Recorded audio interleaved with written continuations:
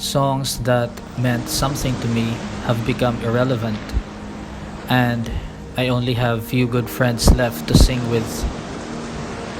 Life is lonely when you're older. I once thought this was not true, but sadly it is, and it's colder. And now, when all is too late, I wish I've done something to escape. Presently, I feel like I'm trapped inside a void where I'm powerless. I can't even hear my own voice. Time, I had it. Freedom, I've lived it. But what I failed to do is to spend time and freedom in something that can make me alive and happy. Now that I only have few choices left doing daydream, I value more on my blessings. But at the same time, feeling the drag of regrets.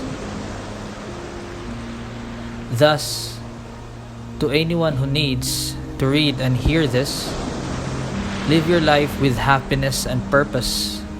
It's the only way to avoid being me, wanting to turn back the hands of time when slowly it's becoming more and more difficult to breathe.